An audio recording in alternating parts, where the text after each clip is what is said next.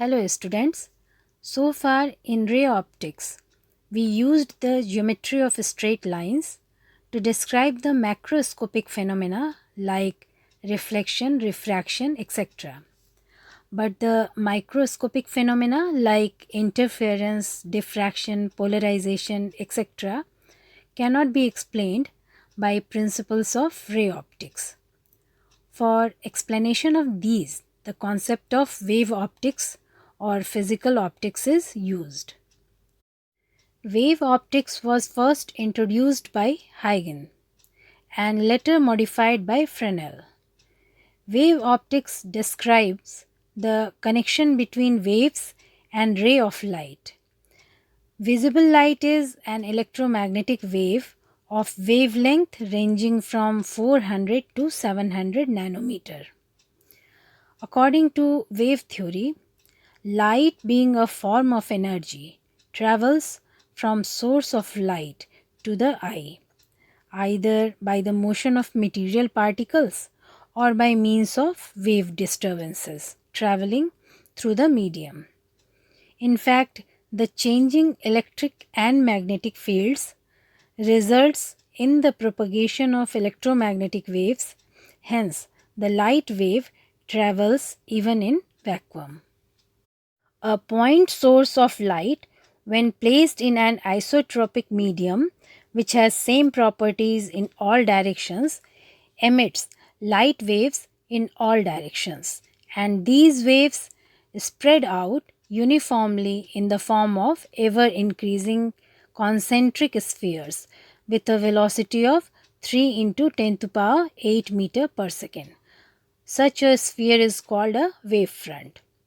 A wavefront is defined as the continuous locus of all the particles of the medium which are vibrating in the same phase or which are in the same state of vibration. The shape of the wavefront depends upon the shape of the light source used. These are usually of three types: spherical wavefront, cylindrical wavefront, and plane wavefront. This can be seen in the diagrams. When the source of light is a point source, the light waves travel with the same velocity in all directions and hence arrive simultaneously at all points lying on the sphere having source at its center. Every spherical surface is a spherical wavefront, as all the particles of this surface vibrate in the same phase. When the source of light is linear, then wavefront has a cylindrical shape and every particle of the cylindrical surface vibrate in same phase. When the point source or the linear source of light is at a very large distance, say about infinity, then a small portion of the spherical or cylindrical wavefront is simply plane, and it is called a plane wavefront. In all the cases, we see that the direction of propagation of light is always normal to the wavefront at its every point, and these lines perpendicular to the wavefront are called the rays of light. So, light energy always propagates along the rays. Huygens gave a hypothesis for geometrical method of finding shape and position of the wavefront at any instant during its propagation through a medium. According to Huygens' principle, each point on the given wavefront, called the primary wavefront, acts as a fresh source of new disturbance called secondary wavelets. These secondary wavelets travel in all directions with the velocity of light so long as they move in the same medium.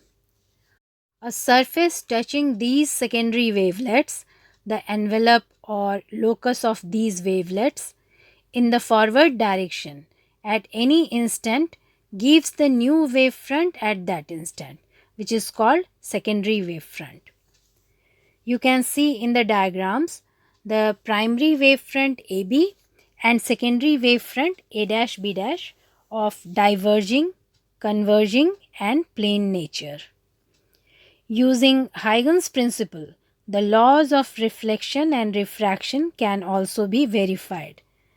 Let us see how this principle is being used to explain the laws of reflection. For reflection on the basis of wave theory, refer the given diagram. In the diagram, you can see AB is a plane wavefront incident on a plane mirror M1, M2 at angle I. The incident rays 1, 2, 3 are perpendicular to wavefront AB. According to Huygens principle, every point on AB is a source of secondary wavelets. Let the secondary wavelets from B strikes the mirror M1, M2 at A dash in time t, so that B A dash is equal to C into t, where C is the velocity of light in the medium. The secondary wavelets from A travel the same distance C into t in the same time, so that A B dash is equal to C into t. Therefore, tangent plane A dash B dash, which touches the spherical arc at B dash, is the secondary wavefront after time t, which advances in the direction of reflected rays 1 dash, 2 dash, 3 dash. For A dash B dash to be actual reflected wavefront, secondary wavelets starting from another point D on the incident wavefront AB must reach the point D dash on A dash B dash after reflection at M in the same time as the secondary wavelets take to go from B to A dash. Hence, dm plus md dash is equal to B A dash. Let us draw Mn perpendicular to B A dash so that dm is equal to Bn. In triangle A B A dash and triangle A B dash A dash, as B A dash is equal to A B dash is equal to C into T, angle A B A dash is equal to angle A B dash A dash is equal to 90 degree, and A dash is common. Hence, triangles are congruent, and therefore angle B A dash is equal to angle B dash A dash A. As Mn is parallel to AB, therefore angle B A dash is equal to angle NM A dash. From equations 4 and 5, angle B dash A is equal to angle NM A dash, or angle D dash A M is equal to angle NM A dash. Angle B dash A and angle D dash A M are the same angles. Comparing triangle NM A dash and triangle D dash A M, angle NM A dash is equal to angle D dash A M as in equation 6. Angle MN A dash is equal to angle MD dash A dash is equal to 90 degree, and M A dash is common side. Therefore, triangles are congruent, and hence N A dash is equal to MD dash. Also, Bn is equal to Dm. Therefore, adding these two expressions, Bn plus Na dash is equal to Dm plus Md dash. As Bn plus Na dash is equal to B A dash, therefore B A dash is equal to Dm plus Md dash, which is the necessary condition for A dash B dash to be the reflected wavefront. From equation 4, angle B A dash is equal to angle B dash A, that is angle I is equal to angle R, which is the first law of reflection. Also, the incident wavefront AB, reflecting surface M1, M2, and the reflected wavefront A dash B dash are perpendicular to the plane on which they are drawn. It means the incident rays normal to the reflecting surface and reflected rays all lie in the same plane. This is the second law of reflection. Hence, the laws of reflection are verified using wave theory. Next, we will use the wave theory to establish the laws of refraction. See the diagram. The plane surface P1, P2 separates a denser medium of refractive index mu from a rarer medium. Let C1 be the velocity of light wave in rarer medium and C2 be its velocity in denser medium. The plane wavefront AB is incident on the surface P1, P2 at angle I. According to Huygens principle, every point on AB is the source of secondary wavelets. Let the secondary wavelet from B strikes P1, P2 at A dash in time t, so that B A dash is equal to C1 t, where C1 is the velocity of light in first medium. The secondary wavelet from A moves in the denser medium with a velocity C2, so that it covers a distance C2 t in same time t, so that A B dash is equal to C2 into t. Therefore, tangent plane A dash B dash, which touches the spherical arc at B dash, is the secondary wavefront after time t, which advances in the direction refracted rays 1 dash, 2 dash, 3 dash. For A dash B dash to be actual refracted wavefront, secondary wavelets starting from another point D on the incident wavefront AB must reach the point D dash on A dash B dash after refraction at P in the same time as the secondary wavelet take to go from B to A dash in rarer medium.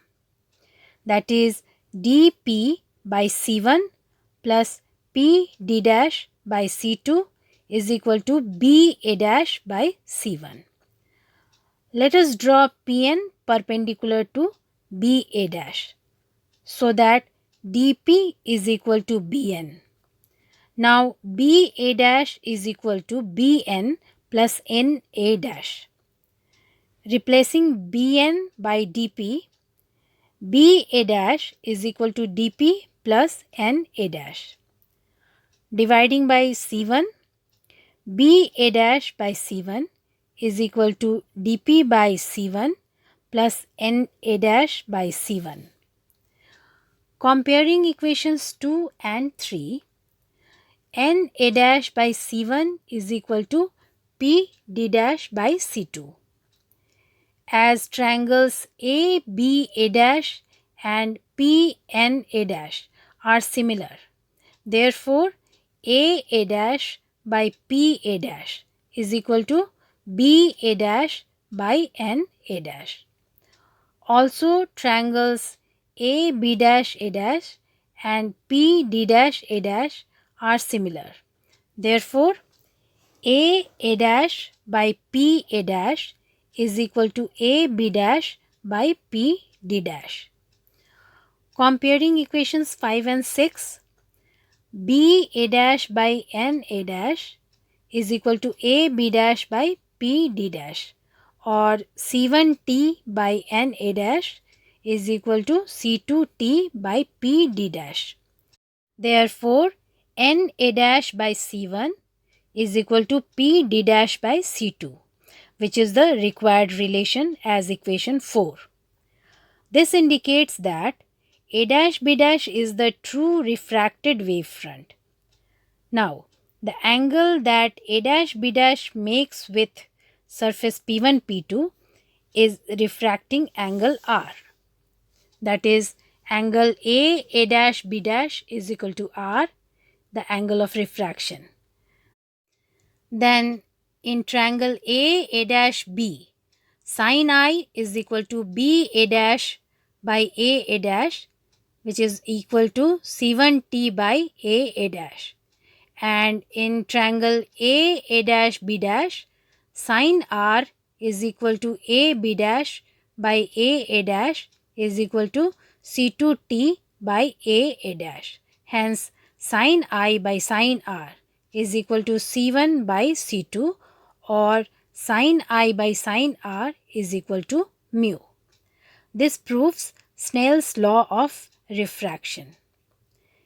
Here also we see that incident wavefront, normal at the point of refraction, and the refracted ray are perpendicular to the plane on which they are drawn.